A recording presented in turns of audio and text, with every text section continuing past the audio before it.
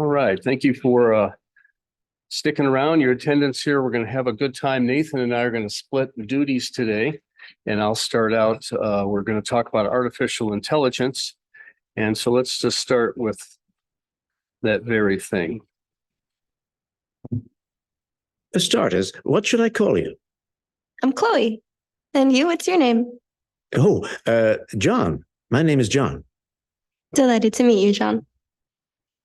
Could you tell us a little about yourself and what you can do, Chloe? Of course. I'm the first personal assistant built by CyberLife. I take care of most everyday tasks like cooking, housework, or managing your appointments, for example. And I understand you're the first android to have passed the Turing test. Could you tell us a little more about that? I really didn't do much, I just spoke with a few humans to see if they could tell the difference between me and a real person. It was a really interesting experience. But this is the first time in history that man has created a machine more intelligent than himself. I gather your brain can perform several billion operations per second. Is that right? Absolutely. But I only exist thanks to the intelligence of the humans who designed me. And, they have something I could never have. Really? And what's that? A soul.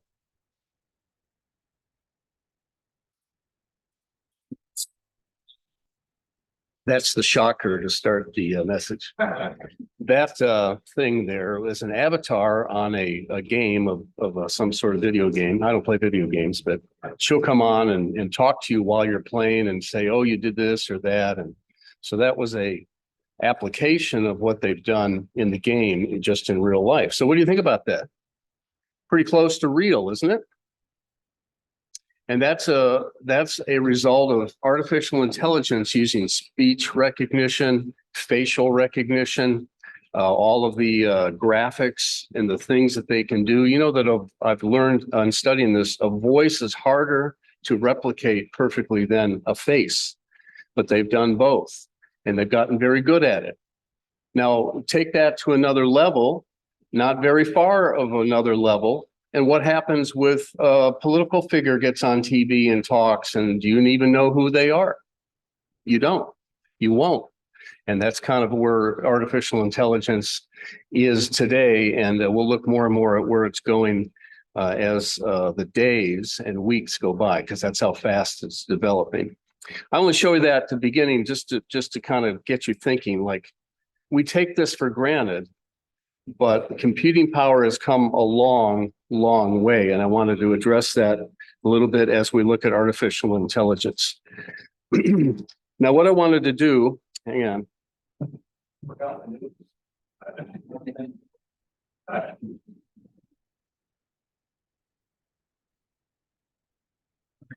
I want to just take a second to show you the growth of technology, because again, we take these things for granted.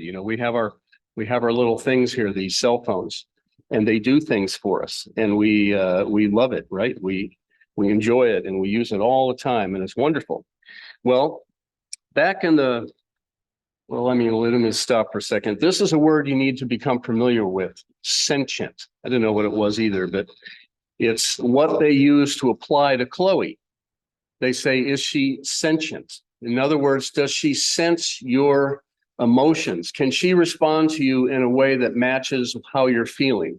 You look at somebody and they're a little bit, and you say, are you feeling okay? Well, that's being sentient. That's being sensitive to the moment. Think of the word sense. And the question is, are machines, our computers, is Chloe able to be sentient? Or do we just think they are because of how they process things? That's something to think about. Another word we'll look at later is singularity. I won't talk about that now, just keep that in mind. Well, we've come a long way in technology, haven't we? This is how we used to spend our evenings together, playing video games. How many people had a Game Boy one time or another? Some did, yeah. All right, Luke's still playing his Game Boy, maybe secretly when Emily's not looking. Yeah, and how much time did we spend waste time on Donkey Kong or Mario? Pretty good graphics, huh? We sure have come a long way in terms of the graphics. We go from Mario to Chloe. That's just a hint. And that's it. Well, how about the technology itself? Back in the 60s, NASA developed something called the Apollo Guidance Computer, the AGC. This was the first computer that ran on transistors and not vacuum tubes. And it was actually wired by hand manually. These women would get in there and it would take months to wire the memory. It was so archaic, so old school, but it worked. And what it would do is it would tell the Lunar Explorer module to fire its thrusters at a certain time based on the telemetry and all these things. And it was just there to help them land that thing. Well, I want to compare that with an Apple iPhone 6. How many people have had an Apple iPhone 6?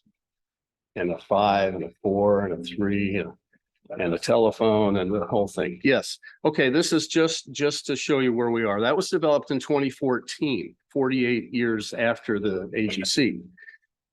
AGC had 12,300 transistors. That's what does the heavy lifting in the processor of computing and thinking of what it should do next. I say thinking, excuse me. The 6 has 1.6 billion transistors. You get that? That's a lot more. That's all you need to know about that. The AGC had 2K of RAM, 2,000 bytes of memory that you could execute programs in. Your iPhone 6, 2014, 1 billion. That's 488,000 times more random access memory for executing programs. And then the AGC had 36,000 bytes of, we'll just call it storage, read-only memory. Well, you can't even get half a picture in that amount of space, or even close to that, a lousy looking picture. Most graphics are a million bytes per picture, right? So you just think about it. The iPhone 6 has 128 billion bytes of memory. That's 3.5 million times more memory than the thing that landed on the moon, if you believe it landed on the moon. And I do believe it landed on the moon. So you prove me otherwise. So when you look at all of that and add it together, depending on what it's doing, your iPhone 6 is 4 to 30 million times faster than the AGC. That's 2014. We're 10 years almost past that. What has happened today? Well, you have to use words that you and I don't even understand. Petabytes and megaflops and all, they make up terms because the speed and the amount is so vast. You know how cheap memories become, right? You can buy memory for nothing, and it used to be quite expensive. And that's what happened back in the day. Back in the 50s is when they started thinking about artificial intelligence. And it was more conceptual than anything. Why? Well, they just couldn't do it. Computing power, computing time was far too expensive. The computers were archaic. There was very little, as we saw, of memory, which is very important, and how they pull off all of this is how much memory they have. Well, that was the 50s. So things, they just think about stuff, conceptualize. In the 80s, they began with machine learning, where a machine would ask an expert how you do something through a text, not through vocal. They didn't do voice recognition yet. And then the expert would tell them, well, this is how I build a house, or this is how I, and then that machine would store that information. And pretty soon it has amassed a bit of information that you could say, how do I build a house? And hit a button, it could tell you. That's machine learning. Is that super fancy? Not really. That's how computers work. They just do things.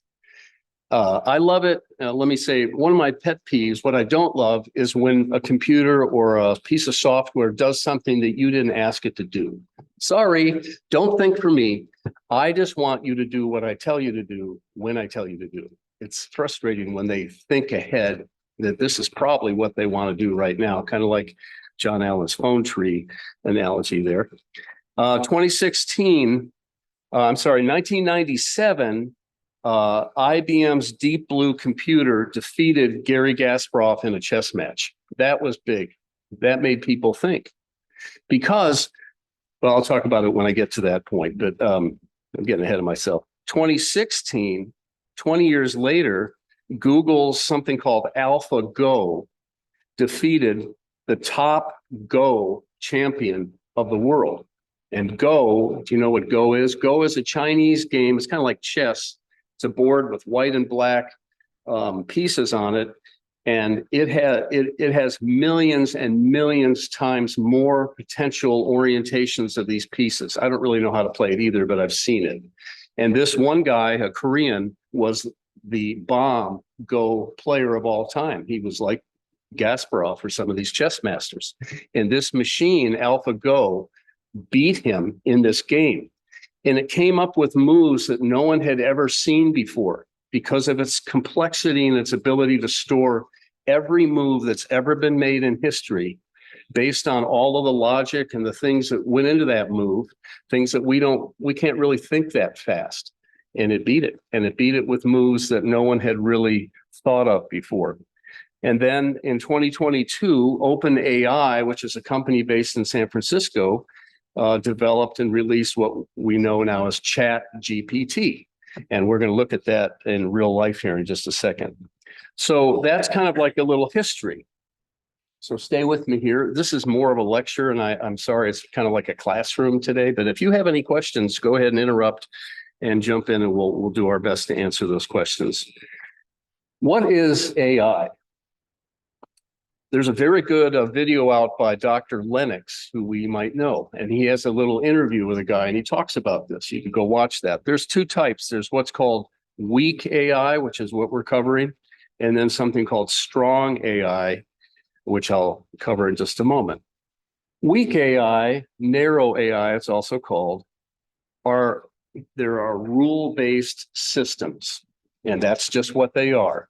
A program a computer has been told through a program, through a human being, what to do and when to do it. And that gets back to your chess matches. Every move that I make as a human being, that computer knows every single game that's ever been played and recorded and what happened when that person made that move. And so it can say, now do this, or I'm going to do this. The way you can beat a computer, and Kasparov actually did beat Deep Blue one game, he made unconventional moves. Like his opening move would be the rook's pawn. Well, you don't do that. That's not how you play chess, you know. So the computer didn't really know quite what to do with that because it was unconventional. And so in that way, he was able to kind of trick it. But I did read that if a human being was allowed to think about it long enough, probably could beat the machine. But if it's time to like 30 seconds per the move, no way, because the machine can think so much faster and process so much more data than your little pea brain can process, even though our brains are not pea brains, but you know what I mean by that. How about this? It is very reliable in this sense. For instance, rule-based systems would be these computers making automobiles. You go over here, you weld this, you tack this on here, you put the door on here. They can just replicate these moves perfectly every time. No mistakes, no fatigue, no lunch break, no potty break, none of that. They just execute tasks. They're rule-based. Self-driving cars would be rule-based. When something is this close, put on the brakes and so forth. Siri and Alexa, turn the air conditioner down to, whatever. Rule-based, yes, I'll do that, boom. It's really not smart, it's just doing what it's told to do, like a good computer is supposed to. So that's rule-based AI. In music, I've done some recording, and now they have tools which are AI-based, where if I sing into this, I sing my little melody into my computer, it'll record it for like 3 seconds. And then I hit a button and it gives me the equalization and the compression and all of the things that make my voice sound good or in tune instantly. I don't have to worry about all the settings, all these things. It listens to my voice. It hears how I sing. Do I have a thin voice, a thick voice, high or low? And it does what engineers in the field can do. Now, it's not as good as an engineer, but it's a good start. Good for me. That sounds pretty good. And then I go on my way. I don't have to mess with it. Love it. Very helpful. Okay, all of that. So search engines also use AI. They read, now you can just talk into them. I could say, I just found this out. I've been working with my painter who doesn't speak English very well. Translate to Spanish.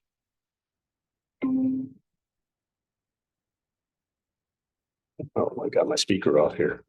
Duh. No despiertes mi altavoz aquí. But now I probably got it. Let's try to see one more time. Translate to Spanish. In Spanish, don't wake up my speaker off here is, no despiertes mi altavoz aquí. Get it? Okay. So it translated my comment instead of what I wanted to do, but you get the idea. So that's AI. It listened to my voice in English and it can translate it into any language. It's really remarkable. But it's not smart. Right, Ken? Okay. I'm calling on Ken for a little validation here. So another thing is what I called strong AI. This is artificial general intelligence. And what this does, this is where they'd like it to go. That can perform any intellectual task that a human can do. It could write a symphony. It could draw a painting. It could think about a process. It could come up with something new, be creative. Anything that your human brain could do, it could do. It can possess self-awareness and consciousness, gets you into this sentient idea. Well, right now, machines are not capable of any of those things. And I stand by that. They are still machines. They operate like machines do. And if you think it's doing something, it's because it's doing a mechanized machine step-by-step process so fast that it appears real, like Chloe. But if you slowed it down, you would see what's really going on. But they're getting better and better at it. And this is the big debate, and I'm going to leave some of the goodies here for Nathan, is can they do this? Can a machine even do what they want it to do, become a person, basically? Or is it just theory and remains that way? And then finally, there is artificial superintelligence. You'll hear that man named Ray Kurzweil is coining that. And that's a state in the future, I hope not, where AI systems are not only more intelligent and functional than humans, but they're continually improving themselves without human intervention at a rate far beyond human capability. This is what these visionaries, and Nathan will bring up another visionary, if you want to call them that, crazy men is what they really are thinking that we can do. And the next time we get together next week, Lord willing, we'll talk more about the implications of all of these things. Well, we've come a long way since search engines. Some of you remember Lycos, Alta Vista. Excite was interesting. Do you know Excite was made by, I think, 5 guys. They developed it. It became very popular. And this other little search engine was starting up around the same time. Google, that's their original logo. And they contacted the CEO of Google, contacted the CEOs of Excite and said, you know, this is taking up too much of my study time in school. Would you like to buy this platform? Google says to Excite, $750,000. Oh, they talked about it and they said, no, that's too much money. So they didn't buy it. Well, Google is now worth $900 billion. It's probably one of the biggest mistakes in business ever made because nobody knew where it was going. I still remember working at American Airlines. Somebody said, hey, have you ever tried this Google? You know, now it's so much of our culture. It's a verb now, right? You Google something instead of a noun. And I use other search engines for a couple of reasons, but we've come so far from there to there that now you can ask a question. You can actually talk the question in and it'll just find the answer. And isn't it wonderful? I mean, I don't want to cause any concern here. I happen to love using search engines and learning things and finding out how to do stuff I didn't know how to do. It's amazing and it's helpful. And it's being used in great, great ways. So that's a kind of an overview of artificial intelligence, what it is. And I wanted to just show you a couple of aspects of ChatGPT. I asked ChatGPT to tell me, what does singularity mean? And it gave me a whole page of in-depth discussion about singularity.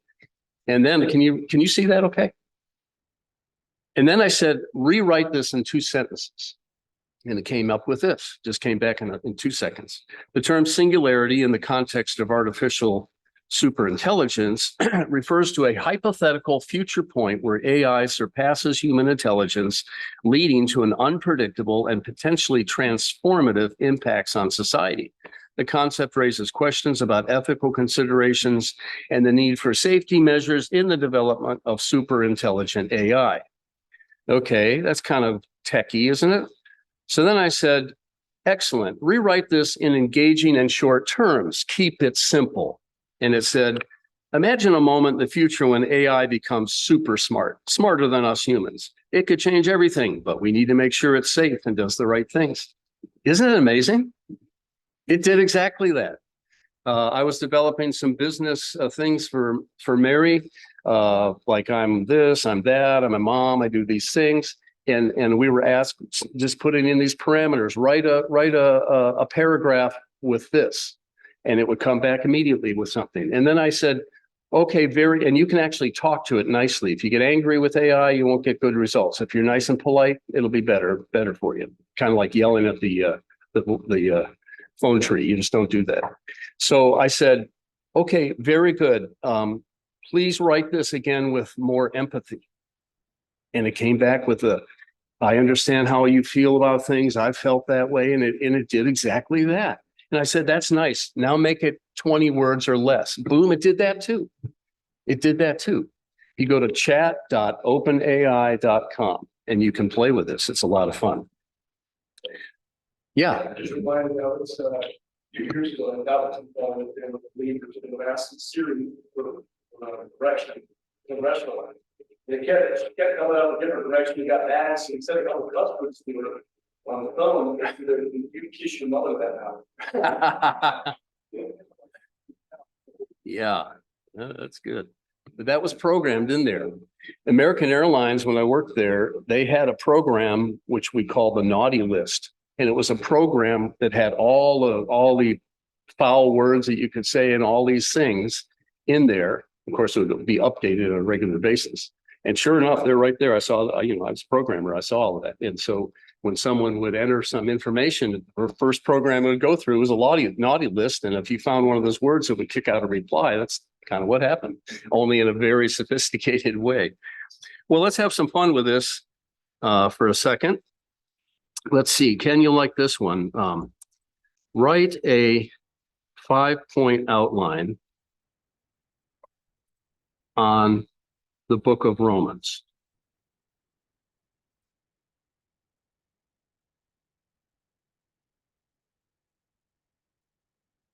Introduction and background, universality of sin and justification by faith, freedom from sin and life in the spirit, living in Christian community, and practical instructions. Just it. That's it. I got my outline. Okay, fine. But that's too long. Shorten it, please. Certainly, here's a shorter 5-point outline of the book of Romans. Okay, how about this? Nah, still too long.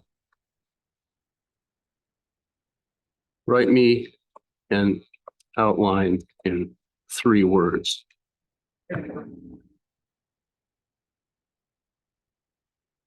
That's it. That's the book of Romans. How about 1 word? Certainly, here's a 1-word outline for the book of Romans. Faith. That's pretty good. I got to say, that's pretty good. And it's fun, too, to do this. Now, you're going to find out not everything is wonderful in the world of AI. And Nathan's going to show us some examples. But just my last point here. Let's see. Explain this sentence.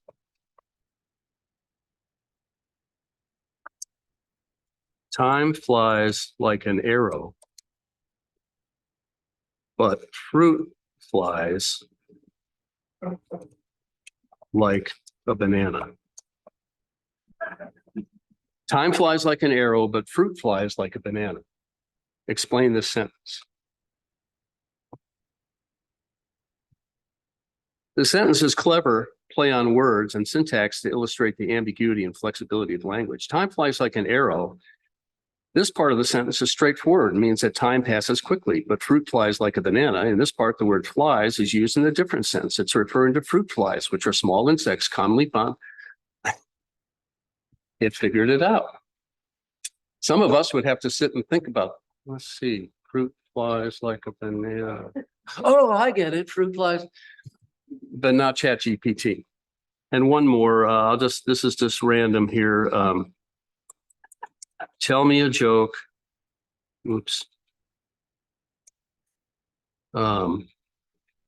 About 3 men and an avocado. Sure, here's a joke involving 3 men and an avocado. 3 men were stranded on a desert island. They discovered a magic avocado that could grant each of them one wish. The first man said, I wish to be rescued and taken back home. Poof, he disappeared and found himself on a rescue ship. The second man said, I wish to be reunited with my family. Poof, he was instantly back with his loved ones.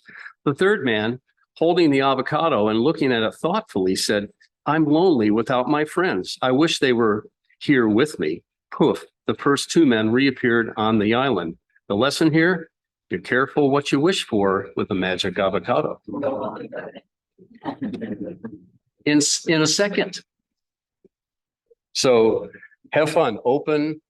Chat.openai.com. It's very useful. If you're writing, like in school or something, very useful. I mean, I could put in here, write an outline on Othello, by Shakespeare, and it would do it. Because it has memory out the wazoo. It has so much memory and there's so much data that's been put into it. It's limited, but it's seems almost unlimited when you get to it. But it is, sometimes you'll say, well, I only know stuff up to 2021 and it hasn't been reprogrammed. But this is the simple narrow AI and a great way to use it. Okay. I don't know how teachers are going to handle it, but yeah, absolutely. Okay. Yeah, they're going to find a way to validate if it came from a computer or if you wrote it yourself. All right, that's all I have right now. And we got about 20 more minutes. I'm going to turn the rest over to my dear brother, Nathan, who's going to give us his perspectives on AI, and he uses it in his practice as well. I'm using this slide. Yeah, yes, it's right there. There you go. That's yours. Well, I actually that's one of my bullet points. I was hoping, is this PowerPoint, brother? I was hoping to be able to get the presenter's view of it. I don't know about that. You didn't tell me about that. That's okay. That's okay. How do you do function keys on? Hold that tab down. Oh, okay. Oh, I see them. Is that going to work? Function and five. Just No, never mind. Yeah, we don't want to play with it. Okay. No. Function Okay. and Never what, mind. I'll F5? just do it. I'll just do it. Okay. Well, on a Windows, it's Alt F5, but Well, never mind. Sorry. That's okay. Let's turn off voiceover. Okay. Yeah. I am a kind of a Windows guy, although I will tell you this, that Mac OS is my second favorite operating system. How do you get presentation? Yeah, I was trying to click on it, but I guess I'm not hitting it or it's not reading my finger. But okay. You can read this if you want. I'm going to summarize this, but actually I have a few things to say before I get started. Krista noticed today that a lot of you guys did not get the green shirt memo. She said, yeah, Jeff, look at Dan. Hey, yeah, we'll count Josiah, even though his is a little bit different shade of green. Even the two Lukes have the slightly, and I don't know why you guys just didn't want to do that with the rest of us. I don't know. Johnson was telling me he was interested in this topic, and there could be potentially a lot to talk about, but I promised we'd be done by 1:30. Just as a teaser, although I'm not going to get to why I'm going to make this statement right now. I'll get to that probably next week. I am convinced that AI, especially combined with and where it intersects with transhumanism, may be on the short list of the things that could have been on Christ's mind when he said that if those times are not shortened, all flesh could perish. That's how serious AI could become. Now, it might not. Of course, we only know what we know about. We have no idea what DARPA is doing with AI, what the spooks and FBI and all those are doing with it. I'm trying to remember when I first heard about Chat GPT, and I hadn't really done anything with it. And then we saw a news report on Channel 6 where it talked about Chat GPT making a news story about Godzilla attacking the city of Tulsa.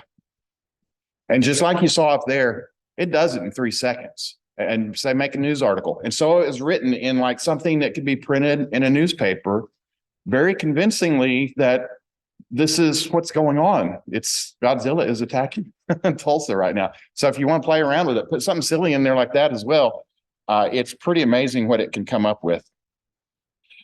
John talked about this, so I thought, I might kind of mention that too. There's definitely non-smart AI, and there also is very crazy smart AI. I'm not sure we have access one-on-one to the very smart AI. If you pay for some, you can get smarter AI, especially like Chat GPT. I'll talk just a little bit about that. And he already talked about beating human at Go. That's a big deal. I mean, there are those who thought that a computer, and I say computer, it's computer plus the programming AI, could beat a human at Go. It's Go. I don't play Go. I'm sorry, I don't know anything about it, but it's not the same as beating a human at chess.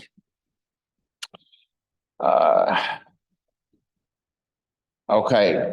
AI meaning quantum computers. I'm not going to say a whole lot about this, and honestly, I didn't have time to go back and look at my notes, but a few years ago, I talked just a little bit about quantum computers. And quantum computers are different from anything we've had before. It does use the theories of quantum theory to compute. And it's not like this computer.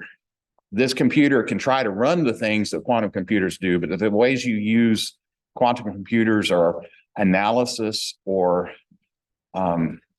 analysis of data or functions or mathematics.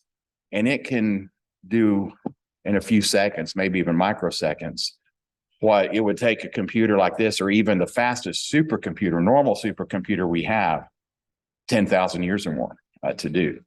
So imagine the ability to at least seem to think and reason and do something like you saw Jeff do up here today. And I may do a little bit of that like next week too. And then couple that with the data processing capability that quantum computers have.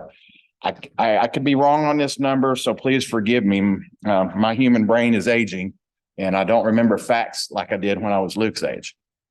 But I want to say when they get to 124 qubits, however you want to pronounce them, that is the equivalent, and we're not far from that. We may even be there. I haven't looked at it since I did that message a few years ago. But it would be the computing power of 77 billion human brains.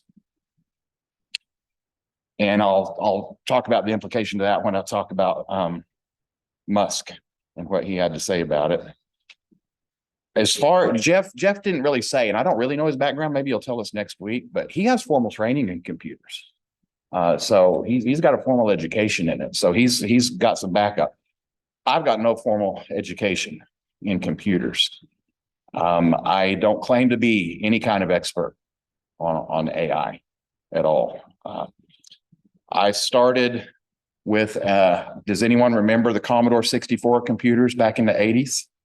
I started with a Commodore 64 computer, and I learned to program with something called BASIC, which I thought was pretty basic.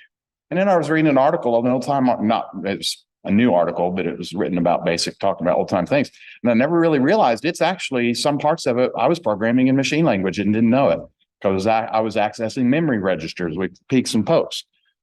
Then my mom and dad got me an Amiga computer, and that was far and above anything. IBM didn't have anything like it. They used that computer to generate all the CGI for a sci-fi series called Babylon 5. And that was pretty neat. And to the memory cost, it was $1,000 for 2 megabytes of memory when we got an upgrade.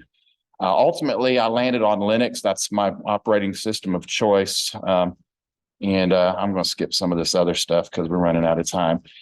If you've used Siri, you've used AI. If you've used Alexa or Google Assistant, you're using AI today, as he demonstrated a little bit, and can also demonstrate or tell you that it doesn't get better when you yell at it, because Krista has screaming fits at Alexa quite often, because, and I might be in trouble when we're on the way home, but she finds that screaming at it does not make it better.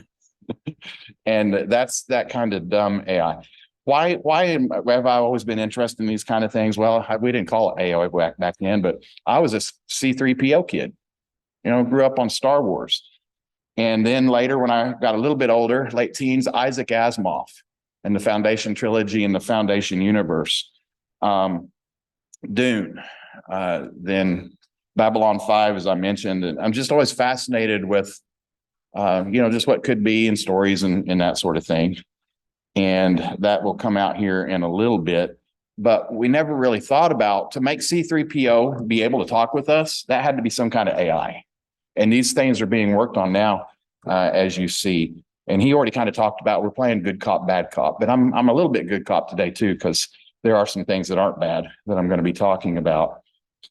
I'm going to skip let me go to this next screen. Just a little bit more about artificial intelligence. You can read that if you want. But AI and machine learning is a little bit different. Most will say machine learning is a subset of AI. Most of us wouldn't be all that interested in machine learning. It's how to crunch numbers and that sort of thing, and putting it into data that we can use. Whereas AI is what we would more think of interacting. This computer being able to interact with us like that lady was there. I'm going to show you some things that are pretty alarming. And that was on a game. What I'm going to show you is actually a couple of videos that the person, I hate to use that word. I don't even know what words to use. Avatar, I like that word. The avatar is being created in real time, speaking as it is thinking. I hope I can use that term. Again, it's kind of hard to know what words to use for this. And her lips are syncing with what she's saying. It's all, and you would think it's a video recording or a video camera, and it's not. It's completely pixels being made up on a computer. I may skip some of this stuff. There's the main one people hear a lot about is ChatGPT. That's what he was using. Google has one called Bard. And I use Bard quite a bit when I need up-to-date type things. Bard it's Google, so it's got full access to the internet. Google is kind of a form of AI too, just the Google search engine now, but it's nowhere near, it's not a language learning model the same way Bard is.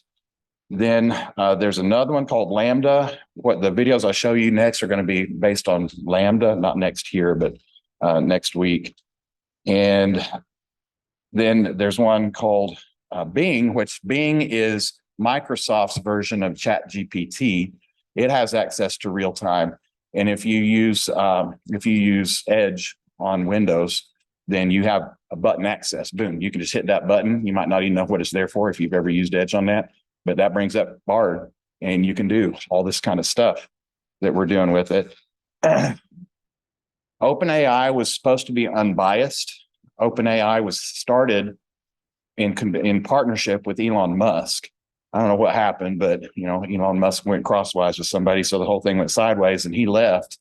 And then ChatGPT got in with Microsoft, so now you got Microsoft behind ChatGPT, and it's no longer unbiased. So the reason I say that is the next one's coming out is Elon Musk's Truth GPT. I've used it a little bit. It only gives, at least when I did it a month or two ago, gives you 5 questions and that's it. It's for a day. So it's kind of hard to get much into it. And then this kind of becomes a problem with, Truth GPT. Pilot had, well, I won't say Pilot had it right, but what did Pilot say? What is truth? And so it's really what they feed these machine models is where it's going to get its truth from. And all right, we're going to move over into, I'm going to skip a lot of this. This is what I was telling you about already. So I was kind of getting ahead of myself there. And I'm going to give you an example of medical use. Neuralink is something that's a company that is trying to use AI to bridge into the mind and augment humans that are having a medical problem one way or another. This isn't AI putting monitors in your eyesight so that you can get information as you're, it's not that kind of AI, although Elon Musk is working on that. And now's probably a good time to mention that. Elon Musk a few years ago, and I could not put my finger on it to exactly quote him, but he said, I'm very concerned about AI. If we're not careful, AI can take over humanity. And so he wanted to create this substance that would go into the arteries, link up into the brain, because that AI is going to have such an advantage over mankind. This would allow us still to be able to try to control. But that has nothing to do with Neuralink. Here's its mission statement. It wants to create this brain interface to restore people who have things that they've lost. And who is behind it? Who thinks who's behind Neuralink? Who's behind almost everything? Uh-oh, it didn't work. Okay, I might have skipped a slide. It's Elon Musk. Okay. But yeah, he's the guy behind Neuralink. Oh, I don't know. Okay, we could talk a long time about ethical questions that AI raises, but this is a good one. What is the answer to that? I don't know the answer to that.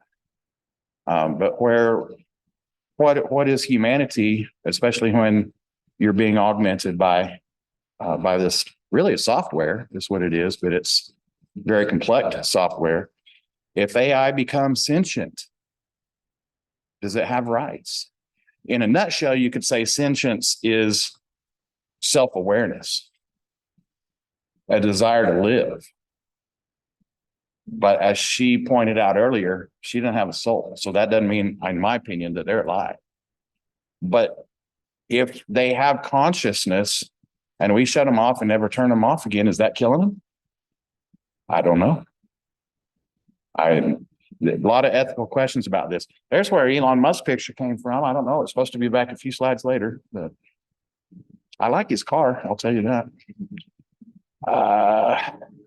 This is more recent. This was earlier this year when he was interviewed by Tucker Carlson. And as you see here, it says can be more, I'll just let you read it here. It could result in the destruction of our civilization.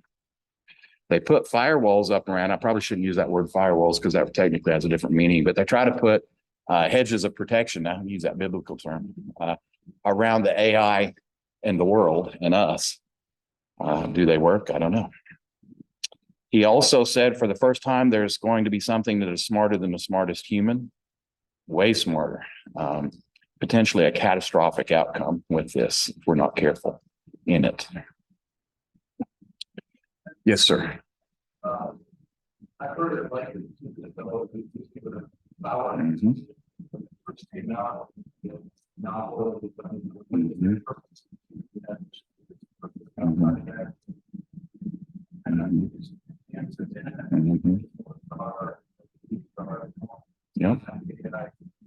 much like that. Yeah, and that's a good point. Go ahead, David. Well, I was going to just kind of build on that. Think of, okay, the AI was able to outsmart a chess player. That's strategy. Able to outsmart Go.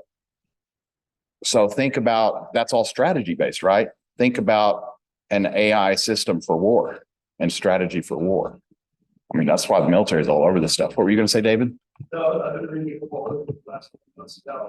People say, within ChatGPT, Yeah, oh yeah. and I think the Federal Trade Commission actually launched an investigation into the AI and stuff. So Yeah. you say, where did it go? Well, it could definitely go wrong in space. Absolutely. Absolutely. And this is one of the reasons why Elon Musk, wanted to bring out his own, because of the bias that ChatGPT is showing. And you won't necessarily see it on first blush, but I've seen it in messing around. Yeah, he says this kind of is going along with what you're saying. AI may be more dangerous than human nukes. It's got wonderful uses for good, but like many things, like the internet itself, it's got wonderful uses for good, but it's got incredibly bad potential as well. Can it be trusted? Yes, but also no. And I'm going to give you an example of that. That I've already told you about that. He created Truth GPT to counter bias. Well, is his countering bias? I don't know. What is truth? Most AI today, though, it is true, is leftward leaning or leftward thinking. A lot of this AI depends on what you feed it. And because it feeds incredible amounts of information, and it tries to create structure and a way to process that, and then a way to relate to us in a more human-like manner.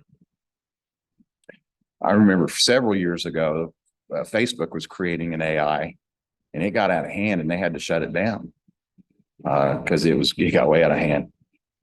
This guy is the godfather of AI, and he was working for Google up until earlier this year. And he quit working with this because of his concern for the dangers of it. As a matter of fact, earlier this year, I think it was, or maybe it was late last year, Elon Musk called for a moratorium on AI development.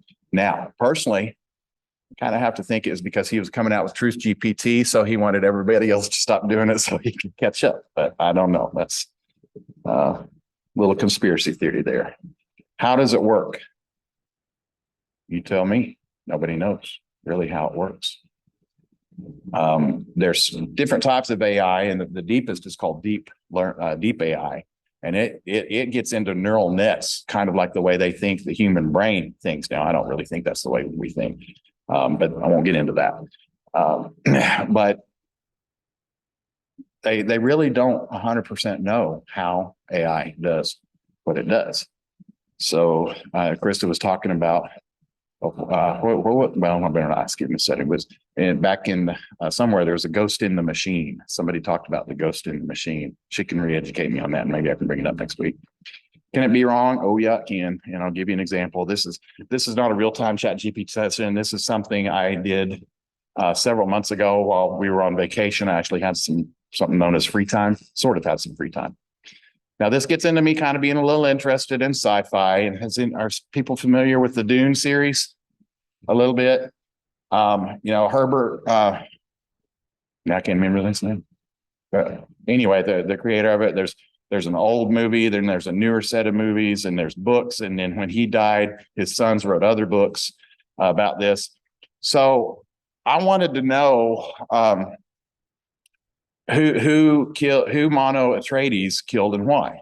I knew he got killed, but I didn't know why, and I didn't want to have to read a whole bunch of stuff.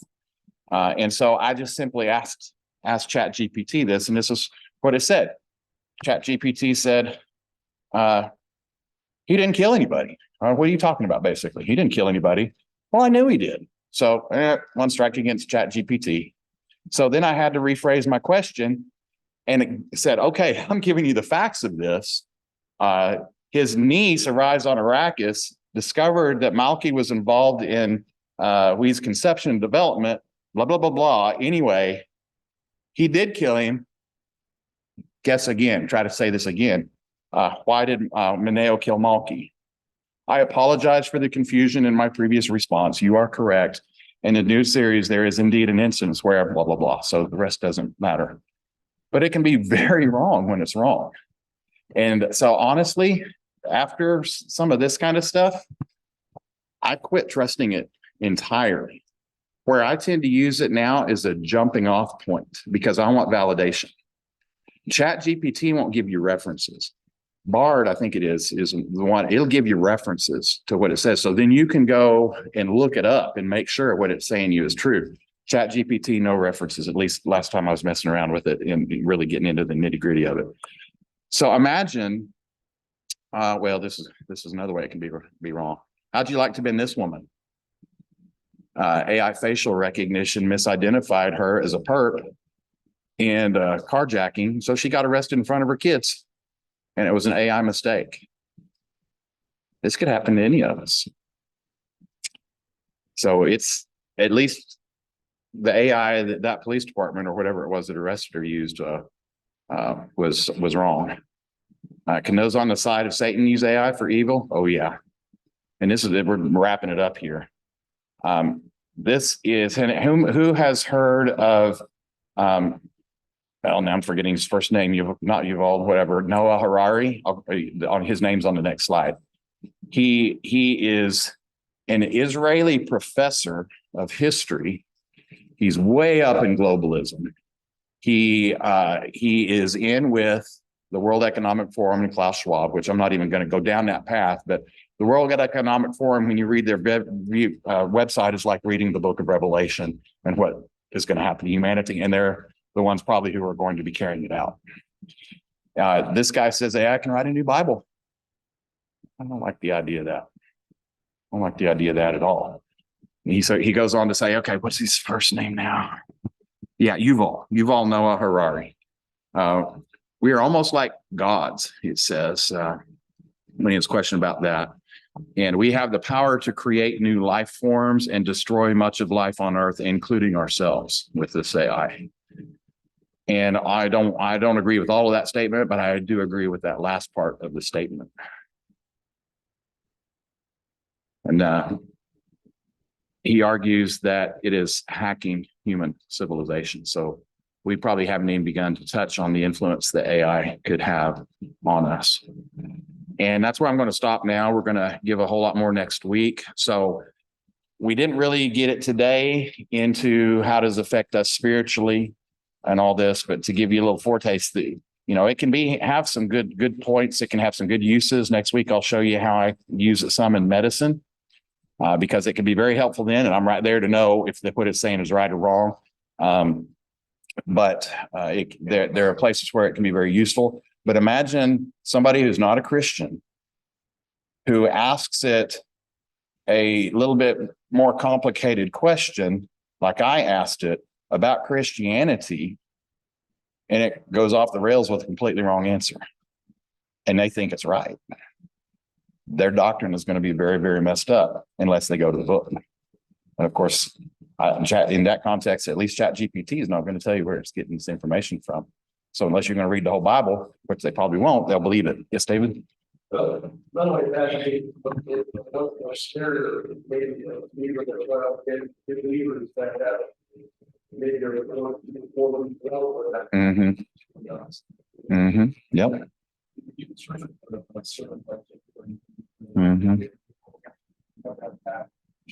Yep. Exactly.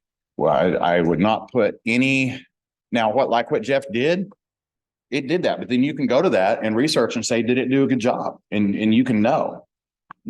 So don't just take what it says at face value. I don't even know if I'd just take a news article at face value, but it can also be very good too. A lot of times we see these things and they'll put it there and I'm like, oh, what did Stitt say? I can't even remember what it was about, but Stitt said something and it just seemed really off the wall. And I didn't know if it was clickbait or real.